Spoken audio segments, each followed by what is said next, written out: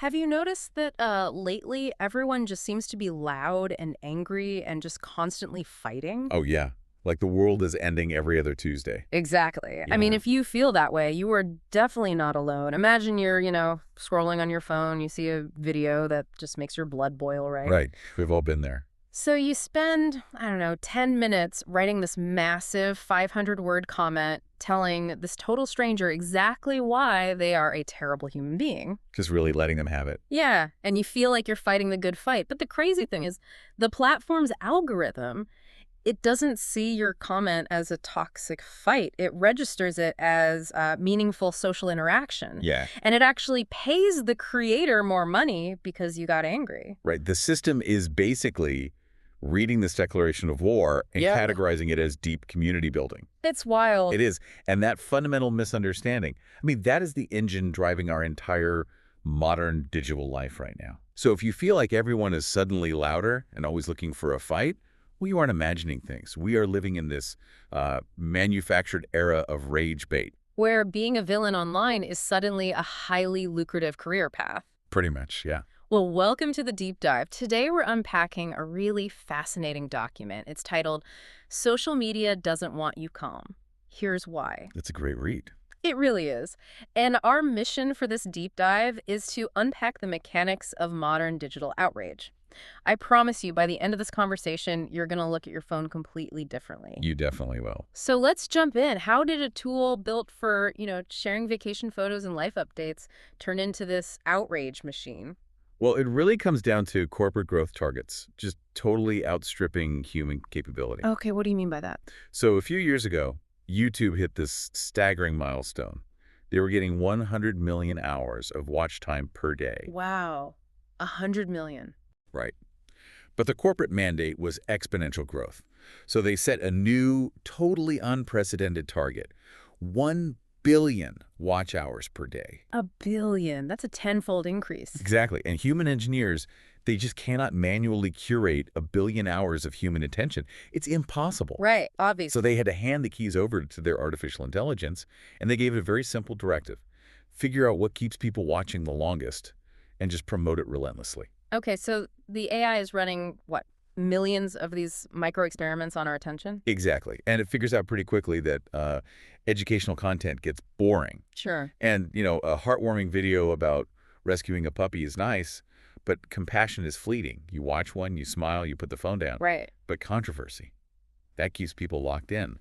The algorithm learned that outrage outlasts joy. It's almost like a reckless party host. How do you mean? Well, if guests are leaving a polite dinner party, the host doesn't put on better music to keep them there. They start a sharp, vicious argument between two guests. Oh, that's a good analogy. Because they know full well that nobody walks out in the middle of a screaming match. Yes, exactly. People want to see how it ends. So if the AI figured this out, did the executives know they were building an outrage machine? Or were they just as surprised? Oh, they knew. I mean, Yeah. This isn't some fringe conspiracy theory. Top executives from Google, Facebook, Twitter, they've spoken openly about this. Really? Yeah, they understand that the underlying business model absolutely relies on emotional manipulation to sustain that engagement. Wow. Which is precisely why many of those exact same architects, they refuse to let their own children use the platforms they built. Oh, man. If the builders won't let their kids near the product, that tells you everything you need to know. It really does. The document actually frames these platforms less as social networks and more as behavioral laboratories. Like, we are the test subjects. Yes. Look at the Facebook experiment from January 2012. Okay, what happened then?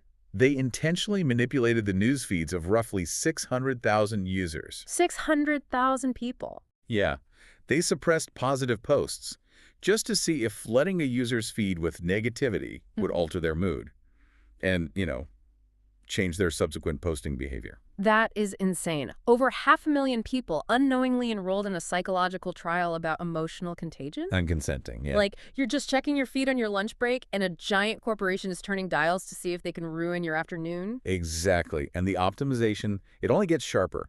In 2018, Facebook shifted its algorithm to prioritize what they called meaningful social interaction, or MSI. Right, MSI. They realized a passive like on a photo just wasn't a strong enough indicator of engagement. They wanted deeper investment, Long comments, shares, active back and forths. Which, I mean, that sounds great in a press release. We want meaningful connection. Sure. But the fatal flaw of the MSI framework is that the AI is totally blind to context. The machine cannot read tone. Okay, so if I write a massive paragraph tearing someone down, the algorithm thinks we're bonding. Exactly. If someone posts dangerous misinformation and thousands of users flood the comments to angrily debunk it, the machine doesn't see a crisis. Yep. It just sees unprecedented engagement. Oh, wow. So it rewards that creator with more reach and ultimately more ad revenue. So the system financially incentivizes the most inflammatory behavior possible. 100%. If a politician says something furious and you rush to express your anger, your unhappiness is irrelevant. Your anger just generated 3 more ad impressions. Yep. It's a feature, not a bug. So what does that constant harvesting of anger do to the person holding the phone? The source actually uses the word zombie to describe the modern user. Yeah, someone operating on pure impulse rather than conscious thought. The text gives a hypothetical example. We'll call him John. Okay, John. John starts his morning scrolling in bed.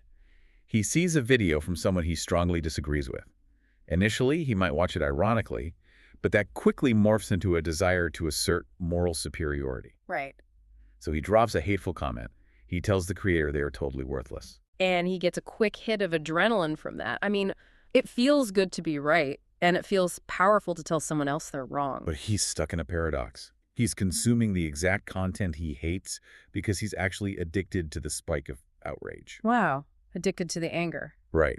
And this is driven by what researchers call the online disinhibition effect. Which is exactly. It's the idea that when the fear of real-world repercussions vanishes, our normal self-regulation just completely collapses. Right. To illustrate how dark that collapse can get, the document points to a really famous art piece, Marina Abramovich's 1974 gallery experiment. Oh, I've heard of this. This is intense. It is. She stood totally motionless in a gallery for 6 hours. And on a table in front of her were 72 items, a feather, a rose, but also, razor blades, chains, and a loaded gun. A loaded gun. Seriously. Yeah. And the audience was told they could do whatever they wanted to her using those items. 0 consequences. That is a terrifying setup. What happened? Well, at first the audience was gentle. They offered her the rose.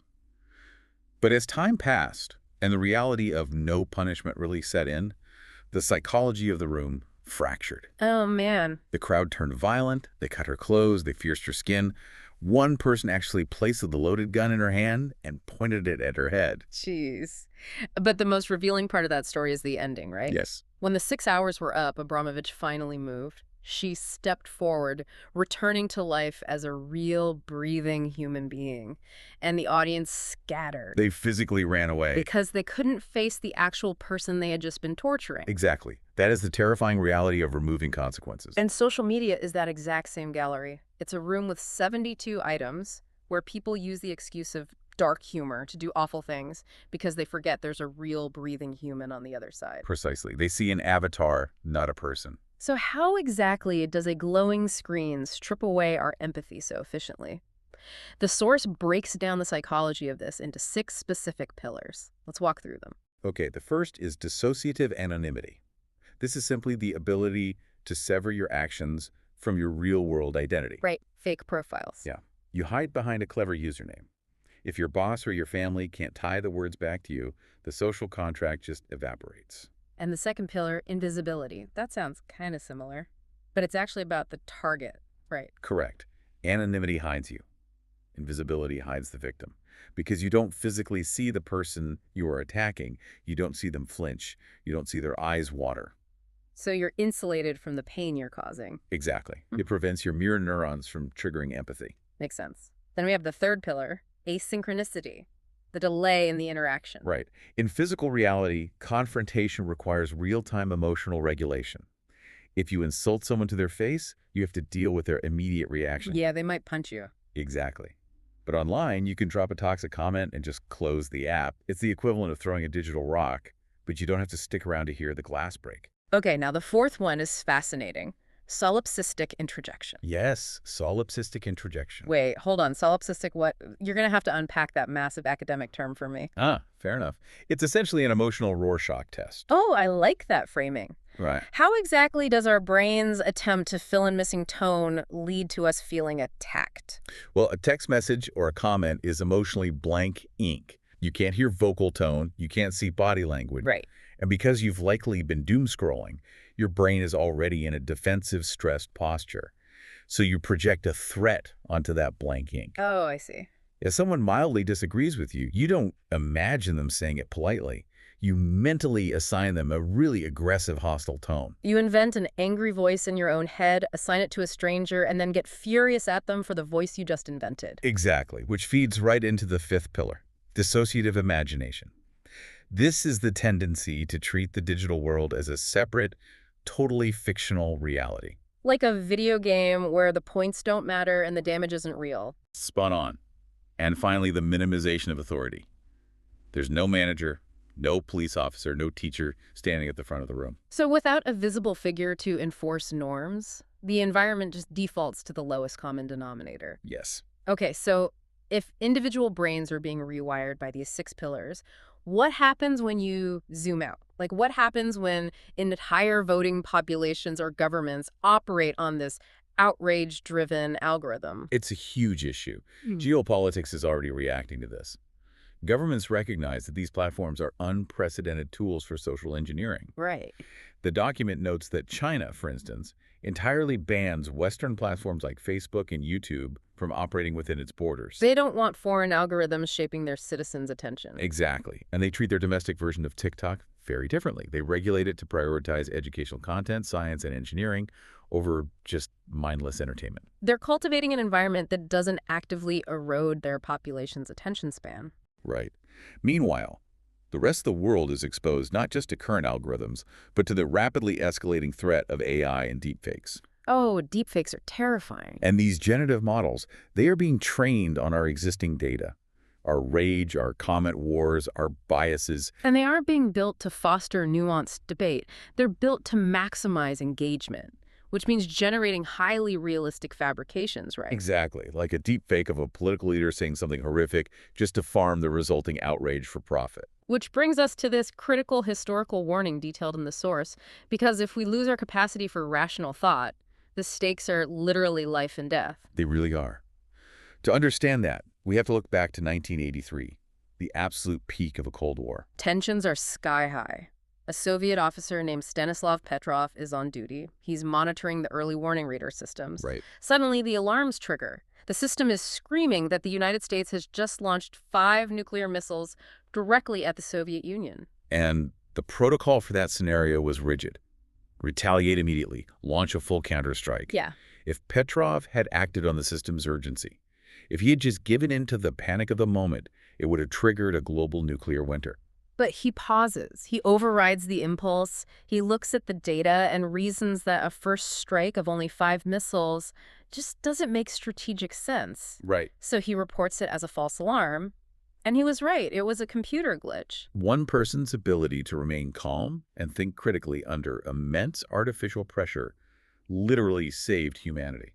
Imagine if Petrov's brain had been shaped by years of doom scrolling and rage bait. If he had the impulsivity of a modern social media user, would we even be here? That's a chilling thought. The source states it so powerfully. Humanity survived because one man chose not to be a zombie. Yeah. So, bringing this back down to our personal lives, we might not be sitting in a nuclear bunker, but we are facing our own system alarms every day. How do we save ourselves from an algorithm that lives in our pockets? Well, the document compares social media to a Las Vegas slot machine. Okay, how so? It's a precise analogy because both rely on the exact same psychological mechanism, variable ratio reinforcement. Right. When you pull the lever on a slot machine or you swipe down to refresh your feed, your brain doesn't know what's coming next. It could be a boring ad or it could be a highly triggering viral video. The unpredictability is what spikes the dopamine. You aren't addicted to the content itself, you are addicted to the anticipation. Exactly. You're feeding in your time and your attention, hoping for a jackpot of social validation. And the house always wins. Always. Your feed is no longer chronological updates from friends. It is a highly optimized stream of content engineered to trigger you. And the result is a whole generation dealing with mass addiction, loneliness, and anxiety. The source actually offers a really strict definition of addiction here. Yeah, it defines it as finding absolutely no joy in an activity, but feeling compelled to do it anyway. Like a smoker who hates the taste, knows the health risks, but physically cannot stop lighting up, scrolling for hours, feeling worse afterward, but doing it again the next day. It fits that definition perfectly. It does. And to break that cycle, the document suggests what it calls an energy audit. An energy audit? How does that work? You basically evaluate every activity in your day by a simple metric. Does it give you vital energy or does it drain it? Okay, so like physical exercise gives you energy, your body releases endorphins, which are natural painkillers, and they leave you feeling capable. Exactly. Or playing with a pet for 10 minutes. That releases oxytocin, naturally lowering your stress. But sitting on the couch, scrolling through digital arguments. That only provides a cheap, rapid dopamine hit. And when that dopamine inevitably crashes, it leaves you feeling lethargic, empty, and irritable. It is a massive energy drain. The text argues that if an app consistently drains your energy, the solution is straightforward. Just delete it. Yeah. But let me play devil's advocate for the listener here. Is it really that simple to just walk away from a slot machine that lives in your pocket? I mean, these apps are our primary connection to modern society. It is incredibly difficult. But you have to recognize the reality of the ecosystem. The system is rigged against your peace of mind. Right. It requires your perpetual outrage to function. The only way to win a rigged game is to stop playing. Delete social media before it deletes your time, your happiness, and your fundamental ability to think independently. That's the bottom line. Well, that is the core journey of this deep dive today. From algorithms that intentionally prioritize anger, to the lack of consequences that turn us violent online, to the historical proof that we must choose calm logic over impulse. Your attention is your most valuable asset. Every single day, these platforms are harvesting it. But you do hold the power to reclaim it. Absolutely. So as we wrap up, I want to leave you with one final thought. The source defines addiction as finding absolutely no joy in an activity but doing it anyway. It's a heavy definition. It is. So as you go about your day today, take a look around. What other seemingly harmless digital habits in your daily life could actually fit that exact definition of addiction?